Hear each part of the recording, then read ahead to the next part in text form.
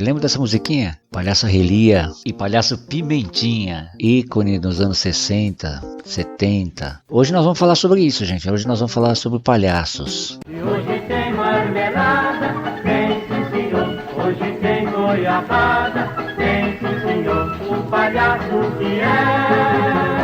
É como se vocês estivessem hoje convidados para tomar um café numa mesa de palhaços e ver a gente conversando de sensibilidade, de olhar, de necessidade de encantamento, né, de desesperança, de subverter a forma de olhar a vida. Vamos colocar duas mulheres palhaças aqui para conversarem e falarem sobre como que é a sensibilidade, o olhar da mulher dentro desse universo aí que sempre foi masculino, né?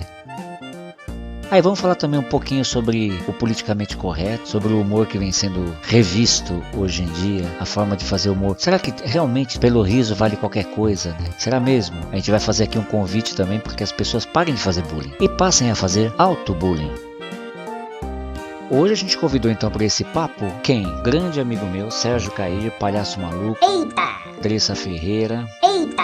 Da Fran Marinho. Eita! E também uma participação do Cris Oliveira, que já esteve com a gente aqui num outro podcast. Vai ser muito legal. Eita! Vamos lá, gente? Café tá na mesa, a jeripoca vai piar. Bora lá! Oh, meu Deus, mais um podcast. O Pio da Jeripoca. Atenção! Opiniologista Carlos Biagioli. Corintiano roxo, historiador de informação, palhaço, ator, escritor, videomaker, pai e avô em potencial.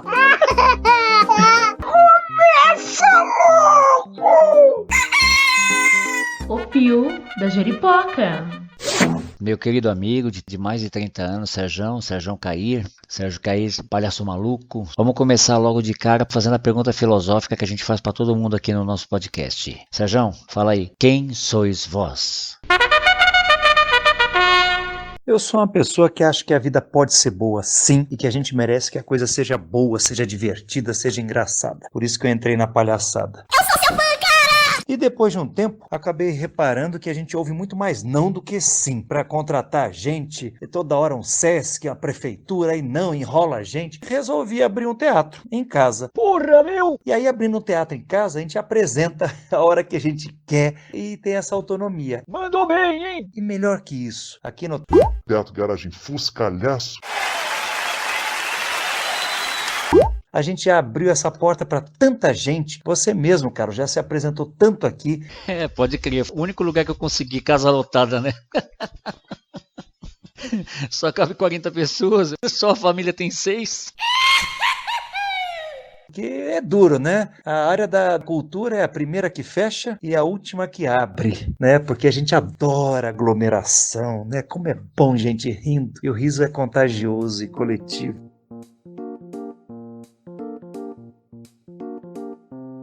Nós nos encontramos num curso de palhaço, né, Carlos? A gente se conheceu você paquerando a minha namorada. Aí é feio. Conta pra gente aqui, como foi que começou? A minha entrada no universo do palhaço foi pelas crianças. Eu comecei a trabalhar em pré-escola com crianças pequenas. Nossa, fazia muita palhaçada ali, sem saber que era palhaçada. Poxa, dali eu já tinha um público garantido todo dia para eu brincar, para jogar. E por isso que eu acredito muito nisso. A criança é mestre dos palhaços.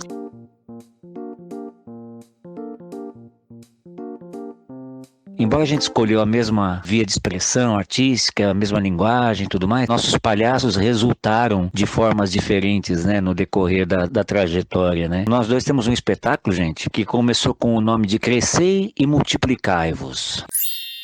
E estreamos, inclusive, na Praça da República, que foi lá em 95 ou 96. Contava a história de um homem triste que se encontra com um palhaço, e esse palhaço tem a missão de fazer com que o homem triste encare a própria vida pela ótica do riso, pela ótica da alegria. Gente, claro que o homem triste era eu. E o Sérgio tinha essa coisa do sonho, o tempo todo, de trazer a coisa pra cima, de enfocar o positivo. Blá, blá, blá. Uma coisa que eu nunca entendi foram os palhaços que gostavam mais de um público adulto. Viste a carapuça nesse teu comentário aí. A criança, ela tá num estado de espírito que o adulto perdeu. Por isso que eu acho que a função do palhaço é muito de resgatar esse estado de espírito perdido durante a vida. E aí, por isso que eu gosto, assim, me atrai muito mais trabalhar com adultos, eu tenho que fazer palhaçada para adultos, principalmente para os idosos, que o idoso é um retorno, né? Se quando a vida deu certo, o idoso se remenda, né, com o estado de espírito infantil, é como se fosse uma volta ao paraíso, né? A gente sai daquela inocência, onde a gente não tem, é feliz, mas não tem consciência do que está vivendo, cai na vida e tem que voltar para aquele lugar já com consciência, né? Esse retorno a esse estado de espírito, né? De pureza, de leveza, de aceitação, de crença, de fé, de momento presente, de valorizar as pequenas coisas, tudo mais que a criança tem muito forte, né? Então, por isso que eu gosto muito de trabalhar mais com o adulto. Eu acho que o adulto, ele precisa mais desse reencontro. E o palhaço é uma possibilidade nesse sentido, né? Por isso que eu acho também que nossa dupla deu muito certo, né? Por exemplo, eu me lembro quando eu fiquei sabendo que eu ia ser pai pela primeira vez, a gente estava em João Pessoa, participando do FENARTE, íamos apresentar nosso espetáculo, forrado de criança na galeria, né? E em um determinado momento lá, eu no auge do... A gente só consegue ir adiante quando assim, a gente se perdoa, né? Dos micos que a gente paga. É quando a gente consegue rir da gente mesmo, né? Você acha? Fala, meu Deus, olha o mico que eu paguei. Eu sei que num determinado momento eu fiz um gesto pra plateia que era claro que eu estava convidando as crianças a descerem lá daquela arquibancada imensa e virem pro palco. Ai, meu Jesus. Lembra, Sérgio? Elas estragaram o meu número. Eu saí puto pro camarim, mas eu saí, peguei o equipamento de magia que é pra proteger, né? Tanto o equipamento quanto o segredo. E aí me retirei, indignado, e fui para o camarim. Só que antes eu olhei pra trás pra ver o que o Sérgio ia fazer, né? Gente, o Sérgio estava nadando em cima daquele mar de crianças. E as crianças entraram na dele na hora, ele chuá e dava aquela vibração. Só que tem um detalhe, o Sérgio tem quase 2 metros de altura. Ele é um espigão, que ele sempre foi na linha do tradicional, né? É aquele sapatão imenso que parecia um pé de pato e ele nadava. Ele, lógico, já sacou as bolhas de sabão dele. Ele transformou aquilo, ele entrou, ele embarcou junto, né? Então isso é uma coisa que eu sempre admirei muito no Sérgio, né? Essa ligação rápida, né, com o estado infantil, né? No sentido mais nobre, né, do termo, né? Aquela coisa do momento presente. Eu sempre olhava pro adulto de um jeito, o Sérgio olhava pra criança do jeito dele, e assim todo mundo, de certa forma, era abarcado. Desde a época que a gente animava festinhas de aniversário, né? A gente ia pra fazer palhaçada, o nosso negócio era palhaçar, né? Um grande mestre para os palhaços é o Carlitos, do Charlie Chaplin, alguém que trabalhou a alegria do palhaço, também a tristeza do palhaço, cenas que a gente ria, outras cenas a gente chorava, ou seja, profundamente humano. E são tantas emoções que a gente tem para viver, não dá só para ficar gargalhando. E o Carlitos, ele é alguém que traz pra gente a poesia na cena. Acredito muito nesse tipo de palhaço, e tem vários por aí.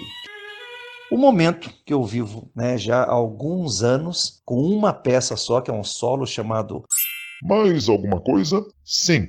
É não verbal, uma linguagem mais poética, né, buscando o encantamento, né? E quando assiste um jornal na TV, por exemplo, só mostra desgraça, a pior coisa do mundo que está acontecendo, a câmera da TV vai lá, filma, foca e mostra. E o palhaço pode também mostrar isso de um outro jeito, mas ele pode mostrar o que é bonito, o que é esperançoso, ajuda as pessoas a quererem viver mais e melhor. A gente sempre teve essa questão da interação. A gente ia para a praça pública, ia e se misturava e criava situações onde ninguém mais sabia quem era protagonista, quem era coadjuvante, se era nós, se era o público, se era o idoso, se era a criança, era todo mundo junto na cena fazendo o quê? Buscar pataquada, buscar fazer rir. Lembra, Sérgio?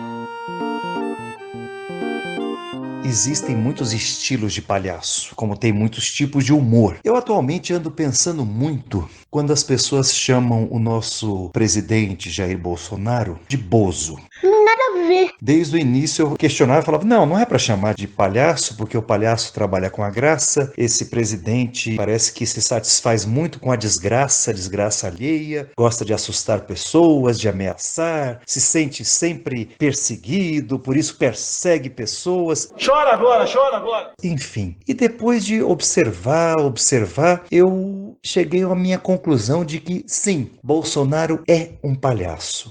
Disgusting. Ser governado por esse palhaço não me agrada nem um pouco. Eu não acho graça nenhuma. Mas ele tem um público que acha graça. Ih, aí lascou. Curiosidade. A gente fica curioso de saber o que ele falou, o que ele vai fazer, o que ele está falando. Enfim, essa é uma característica do palhaço. É um ser imprevisível, né, que surpreende as pessoas, né? Sempre acontece alguma coisa nova, sempre tiram alguma coisa inusitada, ou de dentro da roupa dele, ou de dentro da mala, coisas explodem, ele cai no chão, acontece muita coisa. Por outro lado, o artista e o assassino têm algo muito forte em comum. O assassino destrói, mata. E o artista não, ele quer dar vida às coisas. Nesse caso, o presidente Jair Bolsonaro não estaria incluso no ranking dos palhaços. Hashtag chupa. Guerra contra a cultura, né? Isso que é esse governo que a gente tem. Por isso que a gente tem que ser esperto, inteligente e conseguir criar mais e mais nesse momento. Justamente o contrário é o que o governo Bolsonaro deseja, que fique todo mundo acuado, com medo e tal. E a gente é palhaço, a gente tem que criar. A gente vai contra uma série de coisas que atrasam a vida das pessoas. A gente está a favor, a gente não é contra ninguém, a gente é a favor. Se as pessoas estão felizes com alguns conceitos que na verdade já deveriam ter sido abolidos, racismo, machismo, enfim, se o palhaço vai ficar adorando essa mesma pílula, ele que fique. Para mim seria um palhaço ruim. Para mim é um palhaço bom que ele consegue questionar isso, colocar humor e fazer a sociedade ir para frente. Por que você matou tua mãe? Não interessa pra você, palhaço. O inconsciente coletivo entende o palhaço como uma figura do grotesco, né? Só que tem uma diferença aqui que me aflige as pessoas não perceberem, né? Que o palhaço, ele é tudo isso que eu acabei de falar e faz o outro rir com isso. Os mais sensíveis até percebem que o palhaço, na verdade, é um espelho da condição humana, da mazela humana. Mora na filosofia.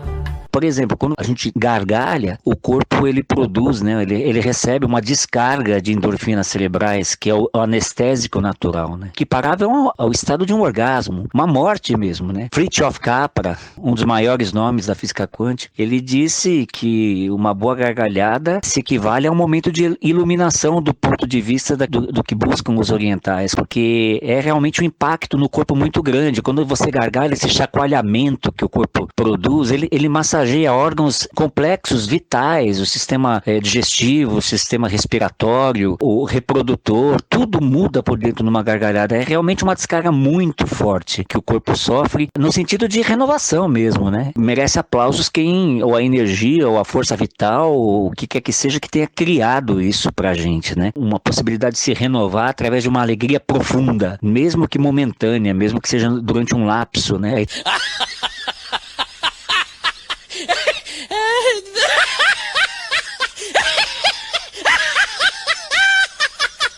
O cidadão ou a cidadoa vai lá na manifestação na rua gritar contra uma injustiça social e pum, coloca o nariz para dizer que ele está sendo feito de palhaço. Tá, mas não está sendo feito de palhaço. Está sendo feito de trouxa, está sendo feito de imbecil, está sendo tudo de ruim. O palhaço não faz isso.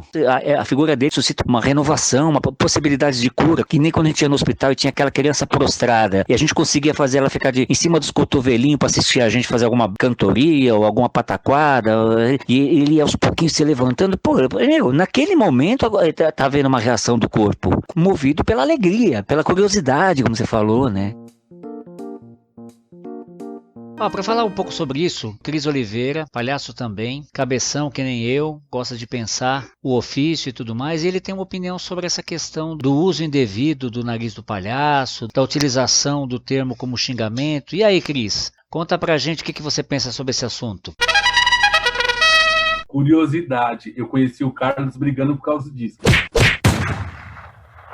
Eu acho que está muito relacionado com uma questão de tradição, resguardar a palavra palhaço dentro de um contexto geral. O ser palhaço, o personagem palhaço, ou a própria tradição do palhaço, ela se encaixa dentro de quem se interessa por ela. Então, se a pessoa vai usar num protesto que ela é o palhaço da sociedade, e aí vai colocar o nariz e se identificar com o palhaço, eu acho que está valendo, como eu acho que também está valendo se a pessoa xingar alguém de palhaço porque se sente impulsionada a isso, também está valendo. Necessariamente, eu acho que ele não precisa estar conservado a uma escola, a uma linguagem, a uma tradição, a uma técnica ou uma elaboração. Eu acho que a própria construção do palhaço, historicamente, nasceu de coisas aleatórias, né? Não foi necessariamente uma construção consciente, pensada, ela foi uma manifestação humana e de servir para as pessoas como forma de colocar para fora uma angústia que elas sentem. Vai lá, Carlos. Palhaço não é idiota, né? Idiota é quem pensa que palhaço é idiota. Palhaço é bobo. Bobo é outra coisa. Já achei o dicionário de símbolos uma coisa muito interessante aqui para compartilhar. Veja só, eles definem que a figura do palhaço ela representa o reverso da postura da realeza. Ou seja, a soberania do rei é a ausência de autoridade do palhaço. A vitória para o rei é a derrota para o palhaço. O respeito para o rei é o riso para o palhaço. Então, tradicionalmente, o palhaço representa ainda o rei assassinado. Ao mesmo tempo que o palhaço representa a alegria, ele também representa o medo, pelo fato de que muitas vezes ele é representado até pelo coringa, que com malícia esconde o seu temperamento atrás da sua irreverência. A gente viu isso nesse filme aí, né?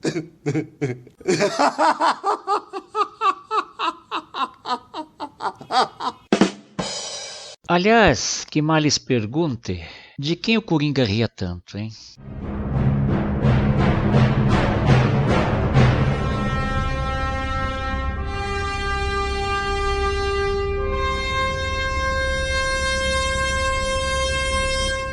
Eu não sei. É tão antiga essa imagem, a do cômico, né? Muitos comentam que o homem deu um passo adiante na sua evolução quando passou a rir, né? Foi isso que o diferenciou dos outros animais. Rir significa o quê? Significa ter uma percepção de algo que destoa com aquela que é cristalizada, que está vigente, né?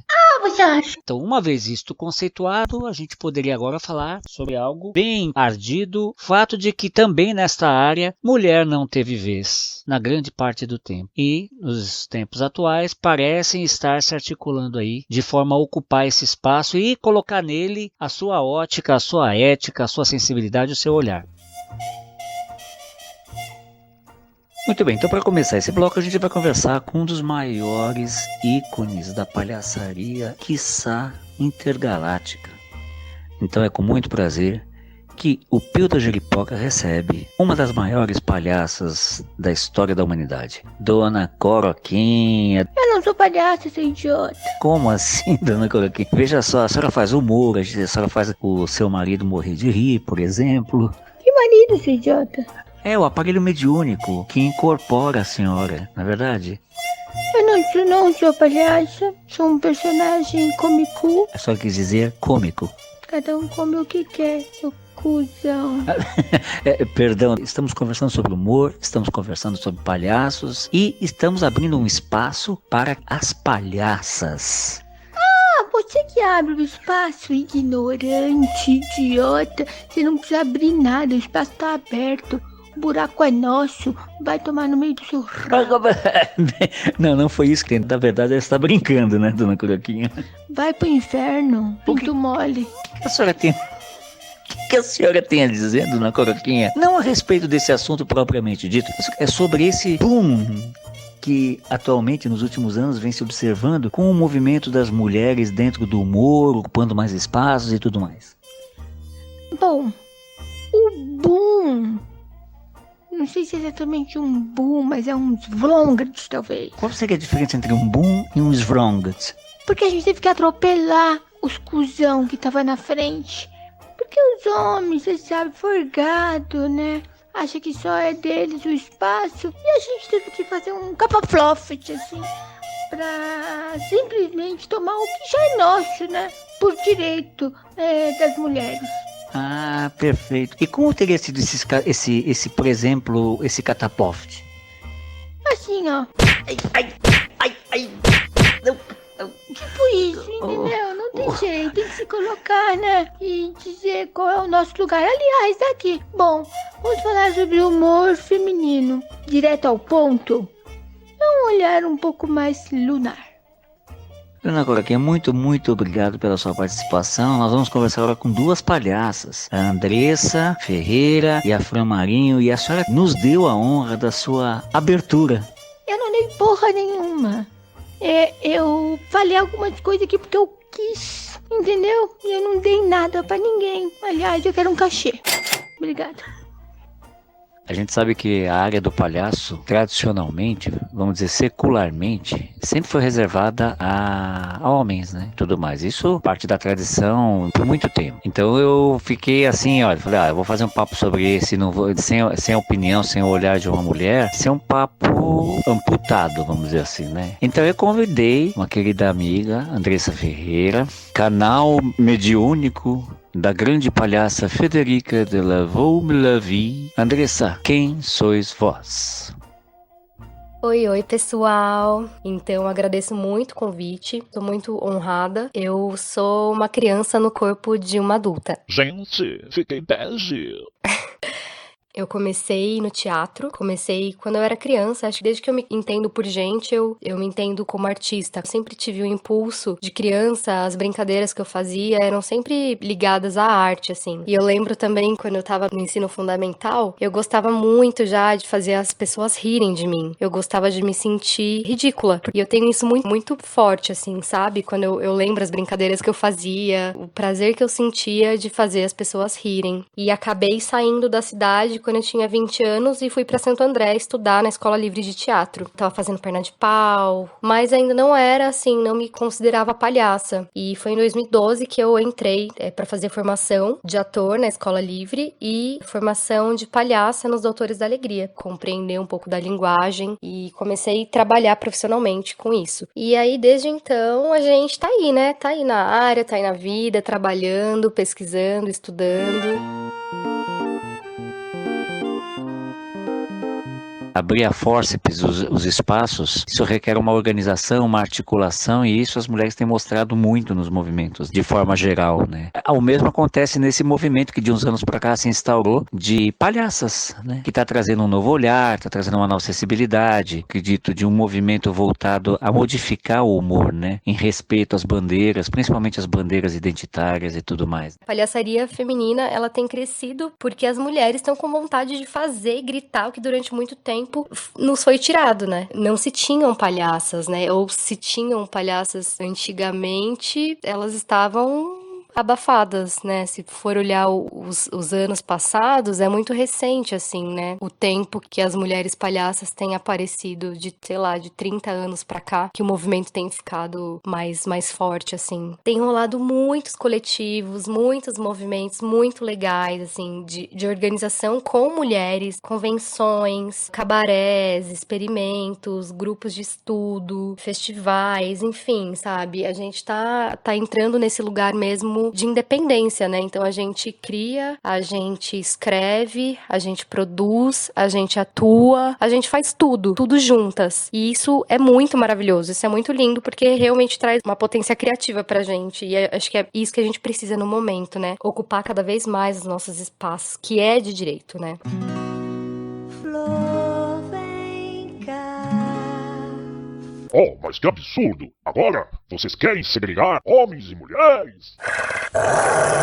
Não é segregar, mas é simplesmente a gente ter o nosso espaço pra gente poder se reconhecer e se olhar e observar umas às outras e ver que a gente é muito potente. A gente precisa encontrar esse espaço em nós, mulheres, né? Porque vocês sempre tiveram esse espaço e nós não. Então, quando a gente quer se reunir entre nós, é justamente pra fortalecer, né? E não é pra separar. Muito pelo contrário, é pra gente poder se unir também. Nossa, nossa, nossa! Todos os manos que quiserem colar com a gente vão ser bem-vindos, mas é legal, é importante saber que agora é a nossa vez de falar, sabe? Então, vocês precisam respeitar o nosso corpo, o nosso tempo e o nosso espaço. Agora, são as nossas regras.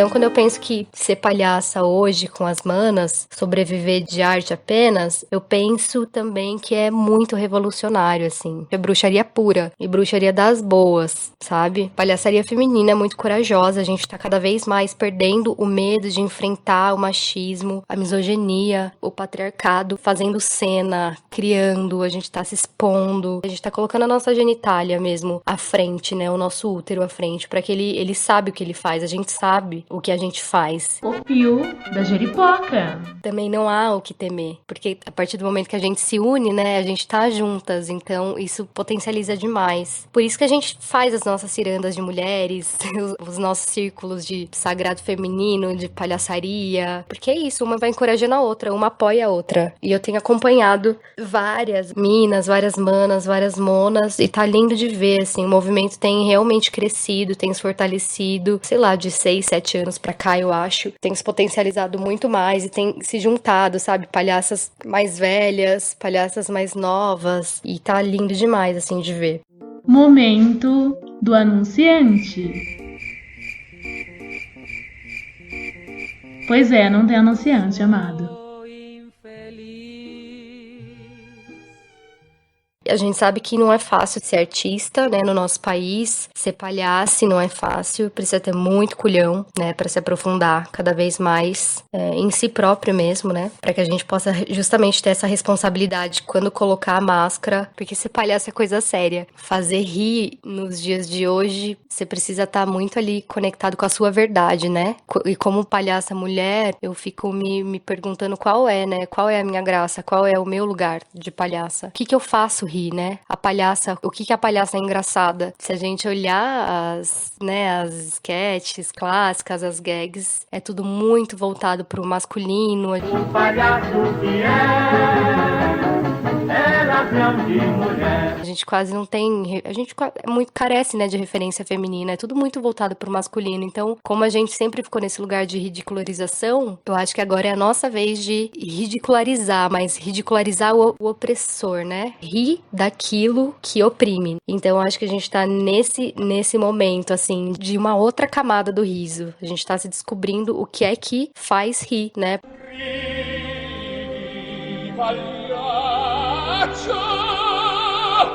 E de satirizar eles, de rir daquilo que me limita, fazendo esse momento, assim, histórico, assim, sabe? Isso é revolucionário, porque essa arte de ser palhaça é muito curativa, é muito curadora, é maravilhosa, assim. Desde que eu me encontrei como palhaça, eu tenho sido, inclusive, um ser humano muito melhor.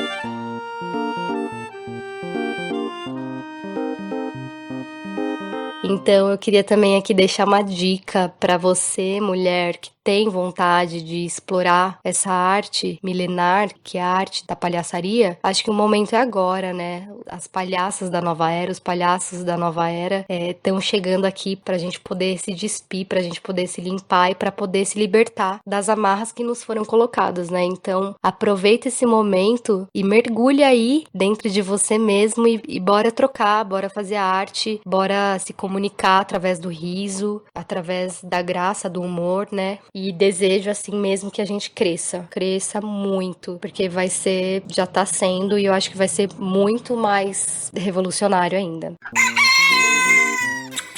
O fio da jeripoca. Andressa Ferreira, da companhia Circo Delas.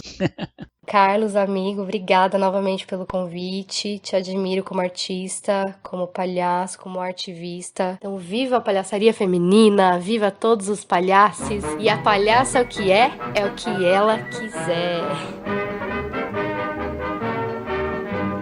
Obrigada. O que eu acho mais bacana nesse universo do palhaço é que é um universo da possibilidade. Isso tá no faz de conta da criança, isso tá na esperança. E nesses momentos que a gente tá agora, né, de uma pandemia, né, um medo generalizado, mortes, tristezas e tal, como é que a gente consegue mudar isso? Pelo menos em alguns momentos de riso, né? O riso traz um prazer pra gente, que a gente esquece tudo o que estava passando naquele momento. E essa é uma responsabilidade de quem trabalha com humor.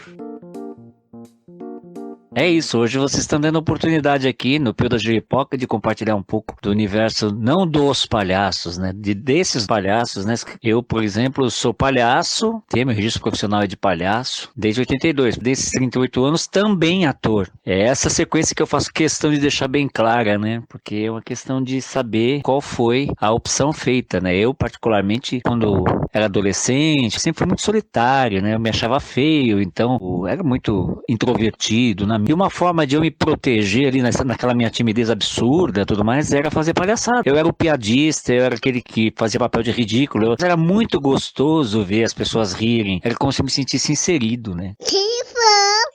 E até um dia, que já mais pra diante, lá, já em 82, um colega meu falou assim, por que você não ganha dinheiro com isso, cara? Isso existe, ganhar dinheiro com isso? Ah, você vai ser palhaço. Não, palhaço é profissão, né? Tem gente que anima festa, anima eventos e tudo mais, fazendo essas palhaçadas. E aí eu fui fazer teatro e nisso eu caí, por indicação, numa empresa, uma editora de livros, que vendia uma enciclopédia em escolas. Eles faziam o quê? Eles mandavam um showzinho com uma dupla de palhaços, o Melodia e o Harmonia, que é que nem essas bobagens de Ronald de McDonald's, de Bozo, né? Uma gatinha espirro, sei lá, de A4, patati, patatá. A imagem é definida e aí pouco importa quem faça, né? Fazia lá um showzinho que eu nem lembro o quê. E aí no final um vendedor aparecia, o show era de graça, entre aspas, desde que a escola se comprometesse, né? A reunir os pais e vendia lá a enciclopédia. E aí quem comprasse a enciclopédia ganhava o fantochinho que era usado no show. Eu não aguentava ver aquela criança com aquela carinha falando... Tio, mas me dá um fantochinho. Aí eu dava fantochinho até a hora que foi a minha história na empresa, porque eu dava fantochinho demais, né? E eu me lembro, gente do céu, eu vestia 3 casacos, 4 calças, 2 perucas, uma em cima da outra. Meu nariz era de espuma, imenso, que ocupava o epicentro do meu rosto inteiro. E ainda botava um óculos escuro. Na verdade, eu me escondia, né? Quem se aprofunda na linguagem do palhaço está se aprofundando em se mostrar, né? É o caminho contrário. Hoje em dia a gente desenvolve 15 anos, quase 16 anos, que a gente desenvolve aqui o Retiro de Palhaço, que é justamente uma imersão para fazer com que a pessoa descubra a comicidade que existe nela própria, né? Na originalidade dela, né? Existem pessoas, e não são poucas, que querem buscar a sua comicidade, né, original, o que existe dentro, latente dentro da nossa digital, que só nós é que conseguimos fazer. Não tem ninguém que venha Ronald McDonald's, nada, é a gente, é só a gente que faz. No máximo alguém pode pegar, imitar e falar, olha, eu vou imitar o palhaço tal, né? Lápis de Clowns, outra dica, procure no YouTube Lápis de Clowns. O Pio da Jeripoca. Carlos, que há um desencantamento muito grande, tá notório isso, é uma sociedade muito agônica, né? As pessoas estão se alimentando muito de violência, ficam muito interessadas em contar mortes. Será que dá para encantar? Será que o palhaço consegue isso? Para mim é um desafio. Sabe, que momento de desabafo. As plateias, elas são muito previsíveis, sabe? O ser humano está muito pasteurizado, né, na nossa sociedade, né? As pessoas estão rindo mais ou menos das mesmas coisas. Isso não é bom, isso não é saudável. Os grandes comediantes, os grandes humoristas, via de regra, são pessoas ranzinzas, ranhetas, sabe, na vida pessoal. Porque realmente, a gente vai vendo como as pessoas vão rindo de bobagens. De vez em quando eu consigo furar uma bolinha lá da direita, da extrema direita, e vou ver lá do que eles estão rindo. Gente do céu, ai Jesus, que mal que eu pus. Muito do riso de hoje, ele é proporcionado inclusive pela maldade, entendeu? Pelo bullying, pelo escárnio, pelo deboche, é um riso, e é riso. Eu fui vendo no decorrer das coisas, por isso que eu busquei uma coisa mais, entre aspas, nobre, alguma coisa que me colocasse num propósito, que não fosse só fazer uma palhaçada, que fosse encenar piadas. Como que essas piadas podem desembocar em coisas mais, em reflexões, em possibilidades de reflexões, revisões, para as pessoas que usufruíssem daquele tipo de riso, né, daquele tipo de gargalhada, né?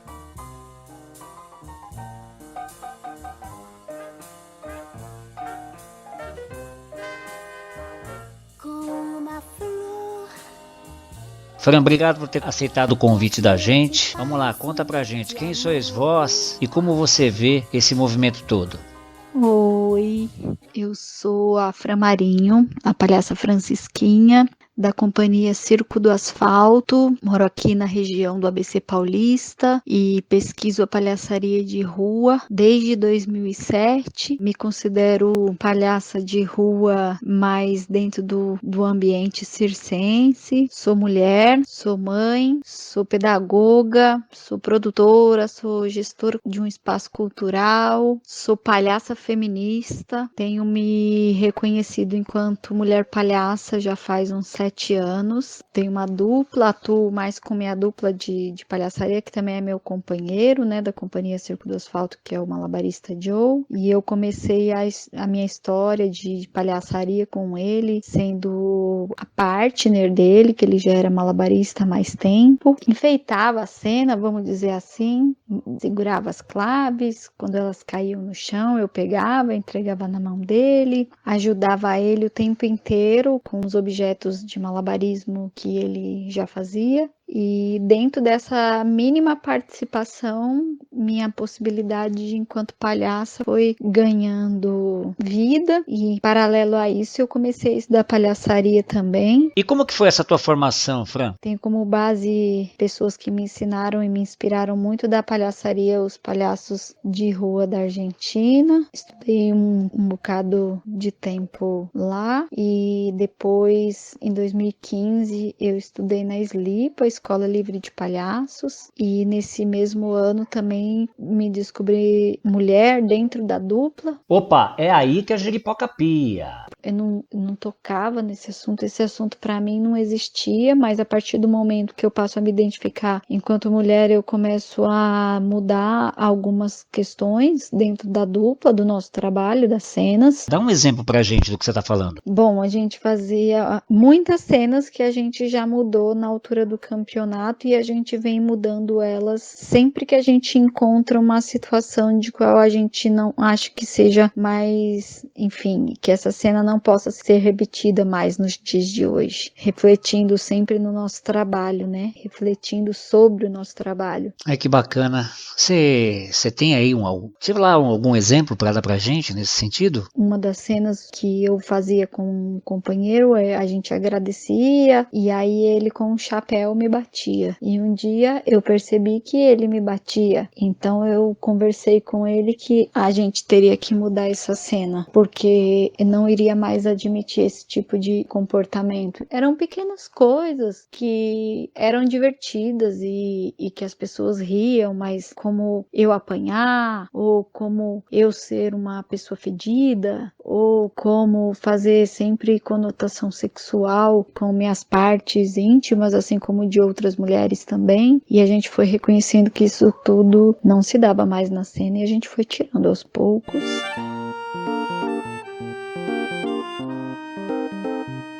Eu costumo dizer que quem me fez palhaça também foi a rua. Ela foi minha maior escola e tem sido sempre, né? Nesses anos todos, no começo muito por necessidade, meu companheiro já fazia rua e eu comecei a fazer rua com ele.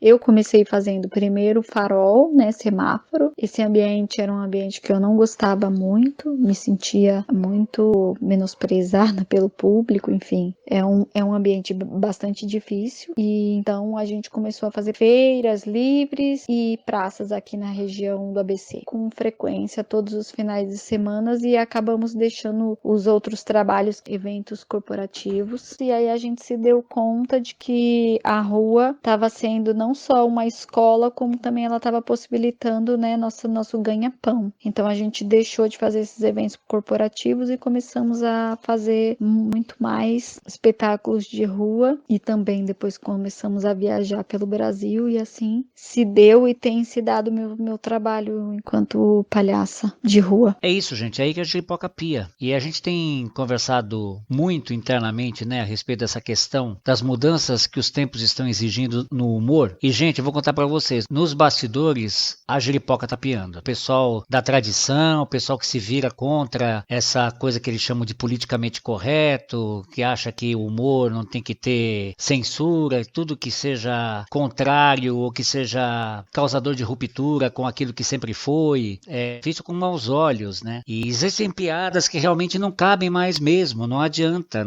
bater o pé, né? O momento é de riscar o chão mesmo, não tem jeito. A gente tem que ver que tipo de piada a gente quer contar, né? Ao invés de contar a piada do viado, do português, da puta, por que não conta a piada do homofóbico, do xenófobo, né? Do misógino? Seria uma forma de falar da mesma coisa de forma diferente, por exemplo. Você muda o foco, né? E transita no mesmo universo. Ai, mas isso é muito chato. O humor não pode ter rédeas, porque o humorista ele tem que ser livre. Aí dá no que deu lá na França com Charlie Hebdo. Então tá, toma.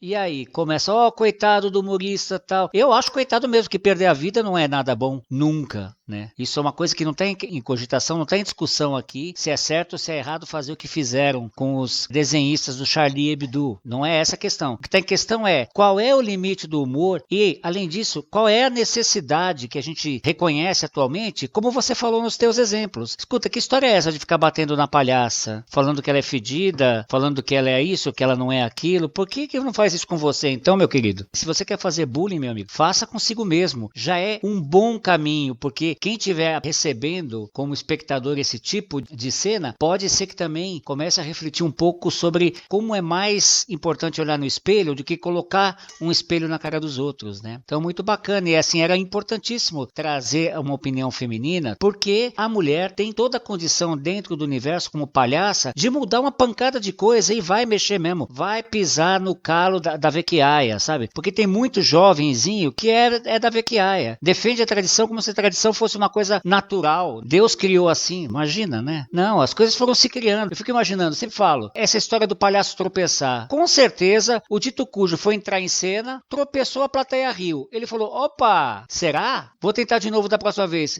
Tentou, foi lá, tropeçou, agora de propósito, o povo riu. E pronto, e assim foi. Com o passar das décadas e do século, começou-se a considerar que palhaço tem que tropeçar, tem que usar sapatão, tem que bater no outro, tem que dar pancada. Palhaço é bumbum, é isso, é aquilo. Não é, né? Palhaço, ele é a condição humana exposta com graça, em suma. É lógico que há mil formas de entendimento nesse sentido, mas é aí que a jeripoca pia. E é por isso que a visão feminina, nesse momento, esse movimento de palhaças, está sendo importantíssimo. Tá bom, Fran? Obrigado por você ter aceitado o convite aqui para bater um papo com a gente. Agora eu tô mais tranquilo, porque fazer esse episódio sem a palavra feminina, sem o olhar feminino sobre a questão, né? Ia ficar uma coisa capenga, banguela mesmo, né?